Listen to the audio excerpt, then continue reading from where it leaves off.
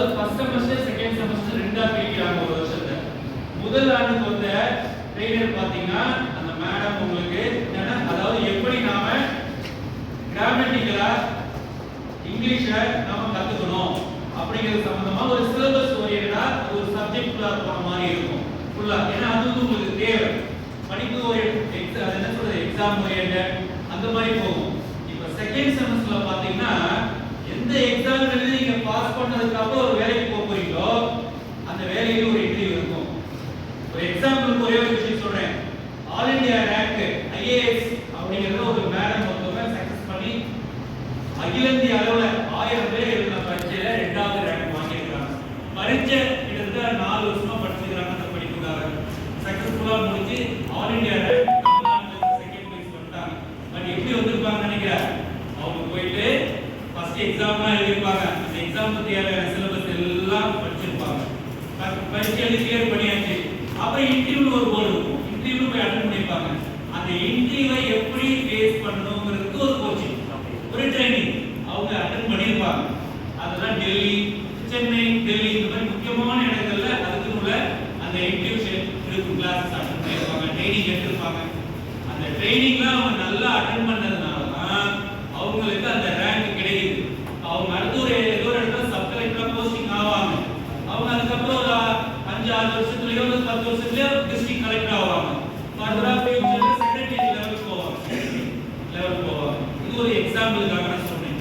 அப்போ ஒருத்தவங்க ஒரு பரீட்சை எழுதி அடுத்த வேலைக்கு போறதுக்கு ஒரு இன்டர்வியூ இருக்கு. அந்த இன்டர்வியூவை எப்படி நாம ஃபேஸ் பண்ணணும், எப்படி அட்டெண்ட் பண்ணணும், எப்படி அந்த இடத்துல ஸ்கோர் பண்ணணும், நாம எப்படி நடந்துக்கணும், ரிப்ளை பண்ணணும், பதில் சொல்லணும். இதுக்கு எல்லாத்துக்கும் உள்ளதுதான் சார் உங்களுக்கு இருக்காங்க.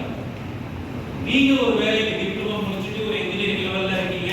அடுத்து வேலைக்கு போனீங்கன்னா ஒரு இண்டஸ்ட்ரீஸ், ஒரு தொழிற்சாலை, ஒரு நிறுவனம் என்ன எதிர்பார்ப்பாங்க, எப்படி உங்களுக்கு இன்டர்வியூ கண்டக்ட் பண்ணுவாங்க, அந்த இன்டர்வியூவை நீங்க எப்படி ஃபேஸ் பண்ணணும், அந்த இன்டர்வியூக்கு நீங்க இன்டர்வியூ எப்படி பதிலளிச்சா ஸ்கோர் வாங்க முடியும், எப்படி அந்த ஜாபை வாங்க முடியும், உங்க முன்னாடி உட்கார்ந்த ஆபீசர்ஸ் நீங்க எப்படி அவங்கள்ட்ட அவங்க என்ன சொல்றது நம்ம பதிலளிக்கிற விதத்துல அவங்களே ஆச்சரியப்படணும். நல்ல ஸ்டூடெண்டா இருக்கான், நல்லா ஆன்சர் பண்றான், பிரில்லியண்டா இருக்கான், சரி நல்ல பையன் இந்த பையனை செலக்ட் பண்ணணும். இந்த மாதிரியான மைண்ட் செட் அவங்களுக்கு உருவாகிற அளவுக்கு நாம ட்ரைனிங் ஆகி ட்ரெயின் அப் ஆகி போய் அந்த இடத்த போட்டாங்க. சும்மா ஏன்னு நமக்கு கிடைச்சிடாது சரிங்களா? அப்ப அதுக்கான ஒரு செஷன் தான் இந்த செமஸ்டர்ல சார் கண்டக்ட் பண்ணாங்க. அவங்க ஃபுல் எஃபர்ட்டோட நாங்க உங்களுக்கு வருஷக்கணக்கா உங்க கூட இருந்து உங்களுக்கு வந்து பரீட்சை சம்பந்தமா பண்றோம். ஆனா இந்த ஒரு செமஸ்டர் சார் வந்து உங்களுக்கு வேலைக்காக தயார்படுத்தலாம். அதான் எம்ப்ளாயபிலிட்டி எசென்ஷியல் அப்படின்ற மாதிரி கொண்டு வரோம் கிளாஸ் ட்ரைனிங். அப்ப அது முக்கியத்துவம், அது சார்ந்த ஒரு விஷயம் என்னென்ன இருக்கும் அப்படிங்கறத சார் சொன்னார். ஒரு இடத்துல போயிட்டு நம்ம வேலைக்கு அப்ளை பண்றோம் ஒரு பிரைவேட்டுக்கு அப்படின்னா கவர்மெண்டா இருந்தா நோட்டிபிகேஷன், அப்ளிகேஷன் அப்படி வரும். பிரைவேட்டா இருந்தா ரெஸ்யூம் இப்படி போகுது. அப்ப அந்த ரெஸ்யூமை நாம எப்படி எழுதணும், எப்படி ப்ரிப்பேர் பண்ணணும், அவங்க என்னென்னலாம் எதிர்பார்ப்பாங்க, இந்த மாதிரி எல்லாம் சார் சொல்றாங்க. அதெல்லாம் லாஸ்ட் கிளாஸ்ல கூட நீங்க பண்ணீங்க. இதுல நிறைய பேர் கிட்டத்தட்ட ஒரு 80 பேர் இருக்கீங்க. இதுல எல்லாருமே நல்லா அட்டெண்ட் பண்ணீங்க. அதை அப்சர்வ் பண்ணி அடுத்தடுத்த வருஷம் அதாவது நீங்க இந்த செஷன் இது முடிச்ச உடனே இந்த கோர்ஸ் முடிச்ச உடனே ஒரு இண்டஸ்ட்ரிக்கு போறீங்க. அப்படிங்கும்போது அங்க அதை வெளிப்படுத்தி உங்கள ஒரு எல்லாத்துக்கும் வேலை கிடைக்கணுங்கிறது தான் எங்களுடைய விருப்பம், காலேஜோட விருப்பம். அட்லீஸ்ட் குறைஞ்சபட்சம் இந்த கிளாஸோடைய அந்த ஒரு இதுக்கு நீங்க ஒரு பாதி பேராவது வேலைக்கு போயிட்டீங்க முடிச்ச உடனே அப்படின்னா அதுதான் வந்து நம்ம கத்துக்கிட்ட விதத்துக்கான ஒரு முழு மதிப்பீடா இருக்கும். அதுக்கான ஒரு தான் இதை என்ன பண்ணுங்க, இப்போ சார் இந்த செமஸ்டர்ல நடத்தல இல்லையா, இதை நீங்க உங்க மைண்ட்ல ஸ்டோர் பண்ணிட்டு அப்படியே விட்டுறாம இதை நாம எப்படி அட்டெண்ட் பண்ணலாம். நீங்களே கூட ஒரு குரூப்பா எப்பயாவது ஃப்ரீயா இருக்கும் பொழுது இந்த மாதிரி ஒரு கொஸ்டின் கேட்டா நம்ம எப்படி பதில் சொல்றது நீங்களே பண்ணணும். பிராக்டிஸ் நீங்களே செல்ஃப். இப்போ கிட்டத்தட்ட 100 கோடி 200 கோடிலாம் பார்த்தீங்கன்னா ஆக்டர் வந்து என்ன பண்றாங்க, சம்பாதிக்கிறாங்க. ஒரு படத்துல நடிச்சிட்டு படம் ரிலீஸ் ஆகணும் 100 கோடி 200 கோடிலாம் வாங்குறாங்க. சும்மா கிடைக்குமா 100 கோடி 200 கோடி? அவங்க என்ன பண்ணுவாங்க அப்படின்னு சொல்லியிருக்கிறாங்க. சின்ன சின்ன இன்டர்வியூ நான் பார்த்துருக்கேன். டயலாக் இருக்குல்ல, அந்த டயலாக வாங்கிக்குவாங்க. அவங்க வீட்டுக்குள்ளார அதுக்கு ஒரு ரூம் இருக்கிற ரூம்ல கண்ணாடி முன்னாடி நின்னே கூட டயலாக் பேசுவாங்க. அவங்க பேசி அந்த வீடியோ எடுத்து திரும்ப ரீப்ளே பண்ணி பார்ப்பாங்க. நம்ம கரெக்டா பாடி ஷேப்பிங், பாடி ஆக்டிவிட்டி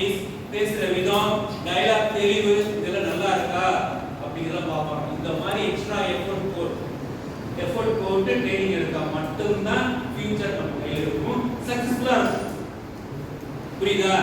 அதனால நீங்க எல்லாருமே வரக்கூடிய அதான் இந்த கோர்ஸ் முடிச்சதுக்கு அப்புறம் ஒரு இன்டர்வியூ செஷன் நீங்க போகும் பொழுது நல்லா அட்டெண்ட் பண்ணி ஒரு நல்ல ஜாப் வாங்கணுங்கிறது என்னுடைய மனம்.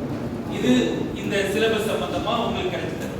சாரோடைய பாத்தீங்கன்னா இதனுடைய பங்களிப்பு அப்படின்னு பாத்தீங்கன்னா உங்க எல்லாரையுமே இந்த விஷயத்துல ட்ரைனிங் கொடுத்து பக்காவா உங்களை கொண்டு வரணும் தான் அவருடைய அந்த ஒரு மோட்டோவா இருக்கு. ஒவ்வொருத்தரையுமே ஒருத்தர் எந்திரிச்சு வெளியில நிப்பாட்டி நில்லு அப்படின்னு சொன்னா நீ புரிஞ்சு ஏன் நான் நிப்பாட்டினேன், ஏன் வெளியில அனுப்புனாரு, நாம எந்த இடத்துல தான் அதெல்லாம் அந்த மாதிரி நம்ம நீ ரியலைஸ் பண்ணி சார் என்ன சொன்னாங்க, நாம அடுத்து இந்த மாதிரிலாம் தப்பு பண்ணக்கூடாது. இதுல சில பேர் பார்த்தீங்கன்னா எனக்கு என்னாலும் உள்ள இருந்தான் அதுவும் கவனிச்சிருக்கேன் அப்படியே இருந்தா அதெல்லாம் வேணாம், நம்ம இருக்கக்கூடாது. புரியுதா? நல்ல ஃபியூச்சர்ல யாவது நீனா அந்த பசங்கள்கிட்ட கேட்டு தெரிஞ்சு இதுக்கு சார் வீடியோலாம் ஒரு லிங்க் எல்லாம் கொடுத்துருந்தாரு, அதெல்லாம் எடுத்து பார்த்து உங்களுடைய நாலேஜை அப்டேட் பண்ணி ஃபியூச்சர்ல ஒரு நல்ல வேலைக்கு ஜாப் போறதுக்கு பாருங்க. சரியா? அதனால சாரோடைய அந்த முயற்சி இதுக்கெல்லாம் சாருக்கு நான் நன்றி சொல்றேன். எங்க சார்பாகவும் மேடம் சார், அதாவது எங்க சார் எங்க 2 பேர் சார்பா ஃபர்ஸ்ட் இயர் டிபார்ட்மெண்ட் சார்பா என் ஹோல் காலேஜ் எம்ஐடி ஹாலிடே சார்பாகவும் நான் சாருக்கு நன்றி சொல்றேன்.